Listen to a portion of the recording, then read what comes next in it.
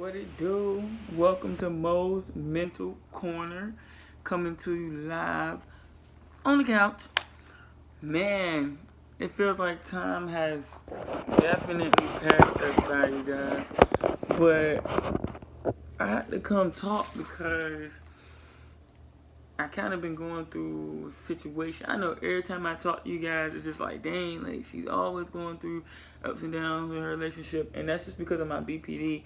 But the other day on Friday, an incident happened with me and my wife, and where she just wanted to call the whole thing off. She felt like, it's to the point where I can't take it no more. Now, of course, that left me in shambles. The way that she left me in shambles because of everything that we talk about. FYI, ring, like, it hurts because my mental illness is not anything that I wish on anyone. It's not anything that I would wish for anybody to have to go through every day. I basically lost a great girl. Let's start off there. Before this whole video gets into the negative, let's talk about the positive. Great woman, foodies, my foodies buddy, my best friend, my fart partner. I mean, endless. I could talk to her about anything. I could tell her anything. Always had my back. Always. I mean, it was never a moment where I felt like I couldn't call on her and she wouldn't be there. Except for when she's upset. It may take a couple of days, but just always been all around my rock. Held me down through a lot, through school, through my mental hospital trips. I mean, through people basically doubting my mental illness. Just from me suffering, period. From the verbal abuse, the emotional abuse, the physical abuse. Like, I mean, she went through it all. So as my other exes, but with her, it wasn't as much as it was with my other exes because I was starting to take control of it. But basically, an incident happened where I felt like it was both parts. We got into a heated discussion about my kids, and she decided she wants to get out the car. So I decided to follow after her. For one, it's nighttime. For two, we're at the alley. For three, I mean, I just don't trust people. And regardless of what we're going through, that's my wife. I'm not going to sit up here and sit in the car and then something happens to her and it be on my conscience. So we got the car and I'm shouting, I'm yelling, and she's crying. And I'm just like, I'm confused on why she's crying because I'm sitting up here like, all I'm doing talking about my kids. But looking back at it, I mean, she was crying basically because all the reasons why she always cry. She feels like basically I put everything on her. I blame her for everything, all my downfalls, or if it comes to me and my kids. And that's nobody's burden to handle. That's a lot for somebody to handle, especially when they're doing everything to help you, to please you. That's a lot for them to deal with. So in that moment, I really don't see it like that. All I see is my kids and her not understanding, and it's boiling up. So hands were put on each other. She put her hands on me. I eventually put my hands back on her. Not in the same way, but it basically brought back her PTSD from the way that I used to put my hands on her. Because I could never sit up here and say that, it's been peachy cream and, it's all her and it's not me, or it's all me and it's not her. This was literally a 50-50 battle. But in her mind, it's on some stuff like, I can't keep going through it. I can't keep going through the fights. I can't keep going through the crying. I can't keep going through the tug of war with you. I can't keep going through you being sad, then happy, then sad, then happy, then angry, and I don't know why. Like, I can't keep dealing with that. Mind you, when we got together, basically I started taking medicine in July because she gave me an ultimatum. It was either you get help or I leave. So I decided to get help. So it has been a year of me getting help, which I want to pat myself on the back because that is great. I know for a fact that I'm not the same person that I was. I do find myself still getting down and depressed out of nowhere. I find myself getting sad out of nowhere. I find myself getting angry and I don't know why. It's still a lot of triggers that I haven't really accomplished, but I know for a fact that I've gotten better. So just to see her walk out, it really hurt. It made me feel like, you weren't really here for me anyway. You weren't here for the real me. You were here for the person that you wanted. You wanted the person that doesn't have so much mental illness. You wanted the person that doesn't go through the ups and downs. You wanted the person who doesn't get angry so quick. And I get it. I mean, I understand because I'm telling you, I've been through so many relationships. So I understand. My thing is, don't ask me to give you everything. Don't ask me to accept flaws and alls from you. And then you turn around and you leave me because of my flaws. That's the only thing that hurts me, because the argument basically was you allowed your mental illness to take control of you. Now, we all know that this is not something that you can control. Yes, you can try to walk away. Yes, you can try to take medicine in that moment, but it's not going to kick right in. So, me being in the predicament that I was in, the situation that I was in, I was hurt. I was really hurt, because for her to sit up here and basically say, well, you know what, I've given you a year of my time. I've given you a year of my life, and nothing has changed. That hurts, because don't tell me nothing's changed. I would have been put my hands on you when you first hit me. I would have been snapped when shit first got out of hand. But I try not to. I told myself I wasn't going to. I told myself I wasn't going to react to it. I told myself, but as it keeps continuing, it's hard for me not to. And that's what hurts me, because she may not feel that she has mental illnesses. I feel like it's something deeper that's wrong with her.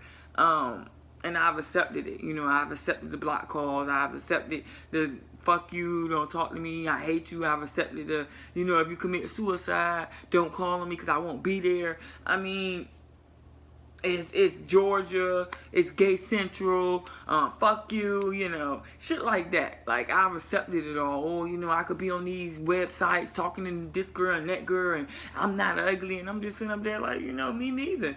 Like, I have 2 jobs. I'm far from ugly. I'm a very great catch, but at the same time, you've stuck with me through my flaws. So I felt like I owed it to you to stick with you. And in her mind, it's like, I've been through so much, and I feel like you don't deserve me, or you don't appreciate me. And in my mind, I'm just like, I tell you all the time how good you look. I tell you all the time how much I love you. I tell you all the time how much I want to be with you no matter what. Anything that you have done to me, I've accepted. I've gotten over it. I've bounced back, literally to the marks to this day. Like, I literally got fresh marks from Friday. And nothing in my mind was thinking, I'm done with her. Fuck her. I can't believe she did this to me again. Like, oh my God. Like, but for her to be on that tight time with me, it made me step back and have to realize, like, you have to want to be with somebody who accepts you for you right now. Now, I'm not the person that I'm going to be 5 years from now. Now, I'm not the person I'm going to be a year from now, because I'm not the person that I was a year ago. In her mind is, well, you hit me, so you're the same person. And in my mind, I'm like, you hit me too, so are you the same person? But you're blocking me. Are you still the same person? You're telling me you're done. Are you still the same person? You're throwing other bitches up in my face. Are you still the same person?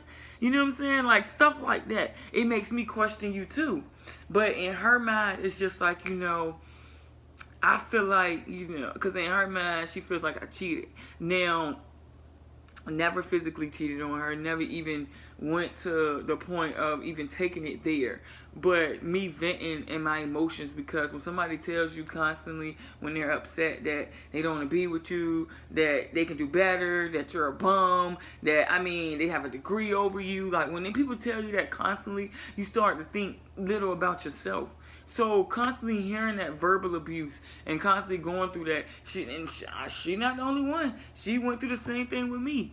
But I dealt with more verbal abuse from her than she dealt with from me. So it put me in a situation where I had to really sit back and think, like, I can't help the person that I am right now. I'm trying the best that I can. I go to therapy. I take my medication on the regular. I'm working 2 jobs. I'm trying to do everything in my power to pay you back and show you how much I appreciate you.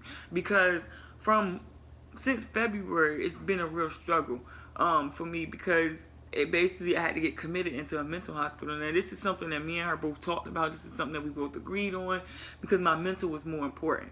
Now that gets thrown in my face. Oh, you know why I took care of you? I haven't taken care of you since last year, which that's a lie.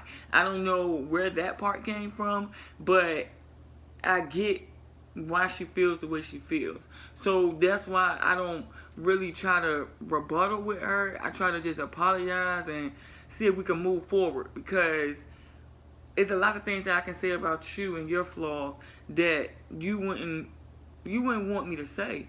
You wouldn't want me to feel. For instance, you telling me my mental disorders are basically like a broke leg. It's not something that you can automatically heal from. It's not something that you can automatically say, well, you know what? I'm going to be this way now. So forget that mental illness. That's going out the window. It don't work like that. When I'm at work, I'm in a mania stage. I'm very hyperactive. I'm very all over the place. Anybody that's ever worked with me, anybody that's ever been around me, you know. Now, when something goes wrong and it goes left, I get very angry, very quick. And that's one thing that I'm learning how to control. But learning to let go is a hard thing with people with BPD. It's very hard. I sat up here Friday and Saturday and wanted to commit suicide. And then I thought to myself, like, for what? For what? Because you love this girl? Because she means the world to you? Because you can't see yourself living without her, but she can see herself living without you. She can see herself being without you. She can go all day without talking to you. These are the things that I had to step back and see for myself. You done blew this girl's phone up. You done called her over 30 times. Not one time did she pick up the phone. I mean, you gotta see stuff like that. So I'm definitely learning how to let go, because of everything that she meant to me and how much she meant to me. It's so hard. It's so hard to let her go, because we had so many dreams and we had so much to do, and with our own the Girls Club channel, and we had so much that we wanted to do. And to see it all crumble because of things that we both knew about myself, it hurts, because it makes me feel like, well, what were you really staying here for? You know, what was the real reason why you stayed? Because you thought the change was going to happen miraculously, because you wanted me to be a certain way that I wasn't. That's what hurts. So I'll definitely be up here making more videos. I'll be up here letting you guys know what I go through on a daily basis, us chopping it up on a daily basis. Definitely me talking about sports, reaction videos. I'm doing everything. I'm throwing it all in one video. That's what you don't get. If you be like, oh man, I'm confused. Sorry. If you don't have, mental illnesses, you're really not going to understand why I'm all over the place. But thank you. Please subscribe. Please tell anybody that has mental disorders, mental illnesses, to please reach out. We could talk about ways to get better.